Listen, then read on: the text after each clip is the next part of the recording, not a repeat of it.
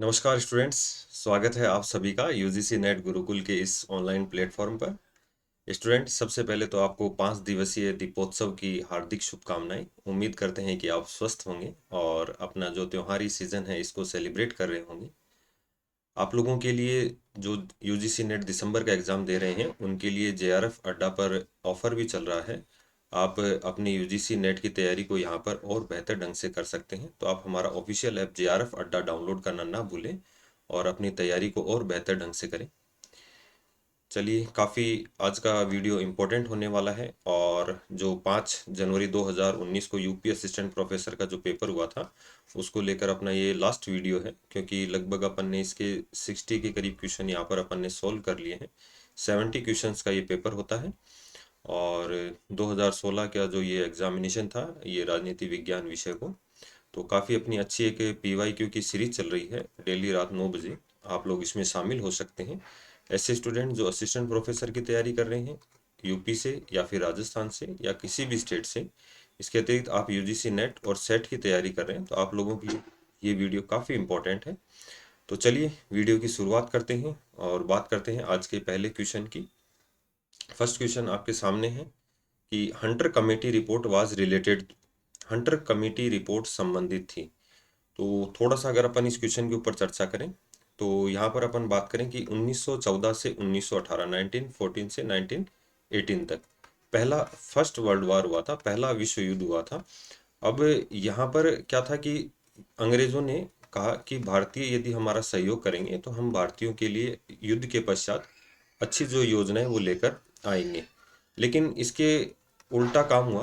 अंग्रेजों ने क्या किया, एक 1919 में रोलेट एक्ट पारित कर दिया। 6 अप्रैल 1919 रोलेट एक्ट पारित कर दिया। रोलेट एक्ट जिसे अपन काला कानून कहते हैं, ब्लैक लॉ कहते हैं। और इस कानून के तहत यहाँ पर इन्होंने एक नियम लागू कर दिया कि सरकार या अंग्रेज किसी को भी गिरफ्तार कर सकते हैं। इसे बिना वकील, बिना अपील और बिना दलील का कानून कहा गया। तो ऐसी स्थिति में इस कानून का धीरे धीरे विरोध बढ़ा, और विरोध बढ़ा तो इस विरोध के स्वरूप महात्मा गांधी जी ने अहिंसात्मक आंदोलन की शुरुआत की कि हम इस जो कानून है इसका अहिंसात्मक तरीके से, नॉन वायलेंस टाइप से अपन इसका विरोध करेंगे। तो यहाँ पर इसी संदर्भ में 13 अप्रैल 1919 को पंजाब के अमृतसर में एक सभा हो रही थी। पंजाब के अमृतसर में एक किसानों की सभा हो रही थी जिसके ऊपर अंग्रेज अधिकारी जनरल डायर ने गोलियां चला दी, जिस पर अंग्रेज अधिकारी जनरल डायर ने गोलियां चला दी और काफी यहाँ पर भारतीय मारे गए। और यहाँ पर क्या था, ये आयताकार मैदान था जिसको चारों तरफ से घेर कर यहाँ पर गोलीबारी की गई और किसी को भी यहाँ से भागने का अवसर नहीं मिला। यहाँ पर एक जो कुआं बना हुआ था, ये कहते हैं कि कुआं लाशों से भर गया।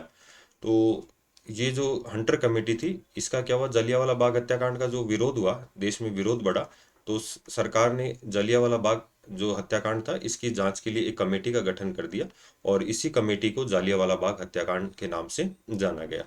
तो काफ़ी बेहतरीन क्वेश्चन था हंटर कमेटी। स्टूडेंट्स, यदि आपने आज का सेशन अपने साथियों के साथ शेयर नहीं किया है तो आप इसको शेयर कर दीजिए और चैनल को एक बार सब्सक्राइब जरूर कर दीजिए। चलिए नेक्स्ट क्वेश्चन की ओर बढ़ते हैं अपन। निम्नलिखित में से कौन सा युग्म सुमेलित नहीं है? Which of the pairs is not evenly matched? अब अपन यहाँ पर बात करें कि एक तरफ ऑथर्स दिए गए हैं और दूसरी तरफ ऑथर्स की बुक्स दी गई हैं, तो उनको अपन लेकर यहाँ पर चर्चा करते हैं। तो फर्स्ट जो है पॉर और ब्रेस, तो ये इनकी पुस्तक का नाम functional politics in an Indian state, बिल्कुल ये राइट हो जाएगा, functional politics in an Indian state. Selling Harrison, India the most dangerous decades, ये भी बिल्कुल इन्हीं की किताब है। नेक्स्ट अपन बात करें Atul Kohli, the idea of India. और इसके बाद अपन बात करें रोनाल्ड डरकोविन, तो taking rights seriously, taking rights seriously, Ronald Dworkin, तो ये भी इसका जो है राइट आंसर हो जाएगा। अगर यहाँ पर अपन बात करें जो अतुल कोहली की पुस्तक है द आइडिया ऑफ इंडिया, ये इसका नहीं होगा। इसका जो राइट आंसर हो जाएगा क्वेश्चन का, ये सुनील खिलखिलानी या सुनील खिलवानी की पुस्तक है। ये जो बुक है द आइडिया ऑफ इंडिया, ये सुनील खिलवानी की पुस्तक है। तो यहाँ पर आप राइट आंसर भी ध्यान रखना है, सुनील खिलवानी की ये जो है राइट आंसर हो जाएगा। ये बुक किसकी है? सुनील खिलवानी की। चलिए नेक्स्ट क्वेश्चन की ओर बढ़ते हैं। नेक्स्ट क्वेश्चन काफी अच्छा क्वेश्चन है कि the area of constituency for the purpose of general election to determined by, यानी भारत में सामान्य निर्वाचन हेतु एक निर्वाचन क्षेत्र का निर्धारण किया जाता है। तो देखिए भारत में प्रावधान किया गया था आर्टिकल 82। आर्टिकल 82 की अगर अपन बात करें, इस आर्टिकल 82 में एक प्रावधान किया गया था कि प्रत्येक 10 वर्ष बाद जैसे ही जनगणना होती है, क्योंकि जनगणना जो होती है वो सेंसस वो प्रत्येक 10 वर्ष बाद होती है, तो प्रत्येक 10 वर्ष बाद जो लोकसभा और विधानसभा के क्षेत्रों का निर्धारण या परिसीमांकन करने के लिए या उनकी सीमाओं का पुनर्निर्धारण करने के लिए जनसंख्या के अकॉर्डिंग एक आयोग का गठन किया जाएगा, जिसे कहा जाएगा परिसीमन आयोग, जिसे कहा जाएगा परिसीमन आयोग। तो ये प्रावधान था कि 10 वर्ष बाद गठन किया जाएगा, लेकिन ऐसा पॉसिबल नहीं हो पाया। हालांकि अपने को ये केवल यहाँ ये याद रखना है, ये ऐसा तो नियम था, लेकिन यहाँ पर अभी तक केवल भारत में 4 बार जो है परिसीमन आयोग का गठन किया गया है। तो डिलिमिटेशन कमीशन जो इसका राइट आंसर हो जाएगा, परिसीमन आयोग। अब परिसीमन आयोग जो चौथा परिसीमन आयोग था वो 2002 में लास्ट गठित हुआ था और कुलदीप सिंह इसके अध्यक्ष थे। कुलदीप सिंह यहाँ पर इनके अध्यक्ष थे। अब परिसीमन आयोग क्या करता है कि जो लोकसभा और राज्यसभा में जो जनसंख्या वृद्धि हुई है उसके अकॉर्डिंग सीमाओं का निर्धारण करता है, उसके अकॉर्डिंग सीमाओं का निर्धारण करता है। अब यहाँ पर अगर अपन बात करें तो 1971 की जनसंख्या को अपन ने आधार बना दिया था कि 1971 की जनसंख्या के बाद न तो लोकसभा की सीटें बढ़ेंगी और न विधानसभा की सीटें बढ़ेंगी। 2026 तक कोई यहाँ पर सीटों में प्रावधान परिवर्तन का प्रावधान नहीं होगा। तो अभी हाल ही में अब 2026 आने वाला है, आपने देखा होगा कि नए संसद भवन का गठन भी हो गया है, तो वहां पर भी सीटों को बढ़ना है और विधानसभा क्षेत्रों में भी सीटों को बढ़ना है। तो इसी के लेकर एक जो अब नया परिसीमन आयोग है इसका गठन किया जाएगा। तो 1952, 1961, 1971 और 2002 अभी तक ये जो चार हैं ये परिसीमन आयोग गठन किए गए हैं। तो आप लोग इसका ध्यान भी रखना कि 4 परिसीमन आयोग भारत में अभी तक गठित हुए। तो इसका जो राइट आंसर हो जाएगा वो डिलिमिटेशन कमीशन, जिसे अपन कहते हैं परिसीमन आयोग। तो उम्मीद करता हूँ काफी जो जानकारी भरा रहा होगा ये क्वेश्चन आप लोगों के लिए। नेक्स्ट अपन बात करें, in India the collegium system is associated with, Bharat में कॉलेजियम प्रणाली जुड़ी है। वैसे तो सभी आप लोग जानते भी होंगे इसका आंसर, ये जुडिशरी से जुड़ी है, न्यायपालिका से जुड़ी है जो कॉलेजियम सिस्टम है। कॉलेजियम सिस्टम में क्या होता है, इसमें न्यायाधीशों की नियुक्ति होती है, न्यायाधीश की नियुक्ति होती है। जो अपने जुडिशरी है इसके अपॉइंटमेंट से संबंधित है। पहले होता था क्या था कि राष्ट्रपति नियुक्त करता था, पहले राष्ट्रपति नियुक्त करता था न्यायाधीशों को। अब इसमें क्या होता था कि जैसे इंदिरा गांधी ने जो न्यायाधीशों की नियुक्ति की सिफारिश की थी उसमें जो सीनियर न्यायाधीश थे उनका उनको नियुक्त नहीं करके जो उनके जूनियर थे उनको नियुक्त कर दिया था। तो सेलेट, हेवेट और ग्रोवर ने यहाँ पर अपना जो है रिजिग्नेशन दे दिया था। तो ऐसी स्थिति में यहाँ पर एक विवाद का विषय छिड़ गया कि भाई क्या नियम होने चाहिए न्यायाधीशों की नियुक्ति के लिए। तो इसके बाद अटल बिहारी वाजपेयी ने जब अपने प्रधानमंत्री काल में, ये 3 जजेस केस भी कहते हैं इसको अपन, उन्होंने राय मांगी कि न्यायाधीशों की नियुक्ति किस तरीके से होनी चाहिए। तो यहाँ पर न्यायाधीशों ने जो एक पद्धति का नाम दिया जिसे कॉलेजियम पद्धति कहते हैं। इसके तहत एक मुख्य न्यायाधीश प्लस 4 जो वरिष्ठ न्यायाधीश होते हैं सुप्रीम कोर्ट के, वो अन्य न्यायाधीशों की नियुक्ति की सरकार को सिफारिश करते हैं। फिर उनमें से जो नाम डिसाइड होते हैं उनको राष्ट्रपति द्वारा नियुक्त किया जाता है। वहीं राज्य में 1+2 हो जाते हैं यहाँ पर उच्च न्यायालय के जो मुख्य न्यायाधीश हैं उनकी नियुक्ति। तो इस तरीके से कॉलेजियम के माध्यम से न्यायाधीशों की नियुक्ति की जाती है और इस केस को जो नाम दिया गया वो 3 जजेस केस कहते हैं। यहाँ पर ध्यान रखना, इस केस को क्या कहा गया, 3 जजेस केस कहा गया। तो 6 अक्टूबर 1993 की ये घटनाक्रम है।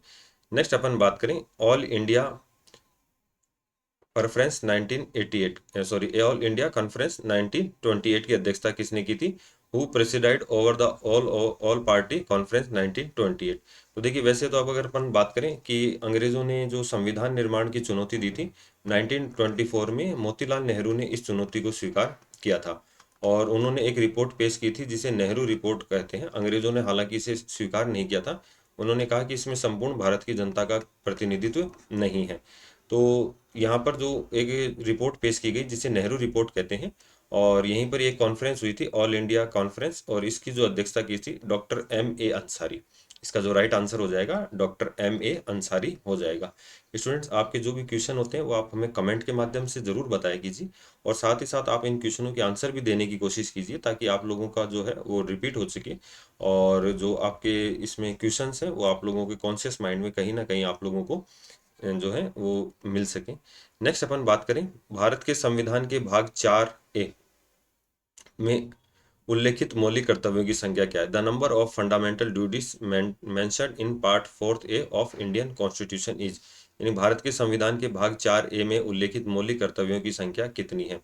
तो अगर अपन बात करें, जो 42 कॉन्स्टिट्यूशन अमेंडमेंट एक्ट था, भारतीय संविधान का 42वां संविधान संशोधन, इसके तहत एक कमेटी का गठन किया गया था, सरदार स्वर्ण सिंह कमेटी, या हम यूँ कहते हैं कि इस कमेटी की रिपोर्ट पर 42वां संविधान संशोधन हुआ था, जिसे मिनी संविधान भी कहते हैं। इस सरदार स्वर्ण सिंह समिति द्वारा 10 मौलिक कर्तव्यों की सिफारिश की गई थी। भारतीय संविधान में एक नया भाग जोड़ा गया 4A, एक आर्टिकल जोड़ा गया 51 के, और उसके तहत 10 मौलिक कर्तव्य जोड़े गए थे। लेकिन अगर अपन वर्तमान में बात करें तो वर्तमान जो मौलिक कर्तव्यों की संख्या है वो 11 हो जाएगी, जिसमें 86वां संविधान संशोधन 2002 जोड़ा गया। 11वां मौलिक कर्तव्य जोड़ा गया कि माता पिता का कर्तव्य होगा कि अपने 6 से 14 वर्ष के बालक बालिकाओं को जो निःशुल्क प्राथमिक शिक्षा है वो उपलब्ध करवाएंगे। तो ये इसका राइट आंसर हो जाएगा। भारतीय संविधान में मौलिक अधिकार भी जोड़ा गया था, आर्टिकल 21A फंडामेंटल राइट्स, और जो है 1 अप्रैल 2010 को ये लागू हो गया था। तो काफी इंपॉर्टेंट क्वेश्चन था ये अपने लिए। नेक्स्ट अपन बात करें,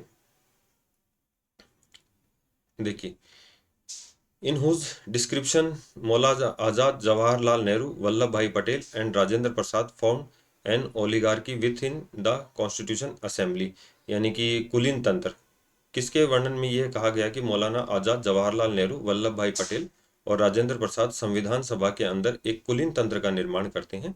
तो इसका जो राइट आंसर हो जाएगा वो देखिए, अपन इसकी अगर विचार करें, वैसे तो राइट आंसर हो जाएगा जो ग्रेनविल ऑस्टिन है।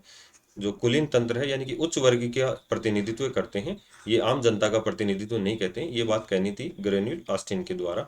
तो जो संविधान सभा गठित हुई थी वो कैबिनेट मिशन के तहत, एक भारत में कैबिनेट मिशन आया था 1946 में, जिसके 3 सदस्यीय आयोग था, A V Alexander, sir Pethick Lawrence और स्टैफर्ड क्रिप्स।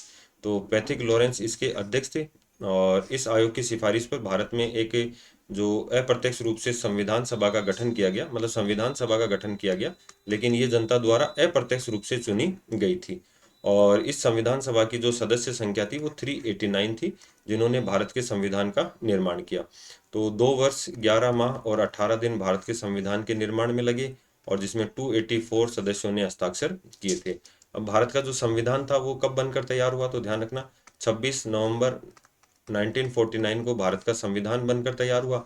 और अगर एक तारीख में आपको यहाँ पर और चर्चा करूँ, 26 जनवरी 2015, यहाँ पर जो मोदी सरकार थी, इन्होंने कहा कि हम 26 नवंबर 2015, 26 नवंबर से हम प्रतिवर्ष क्या करेंगे, संविधान दिवस के रूप में मनाएंगे।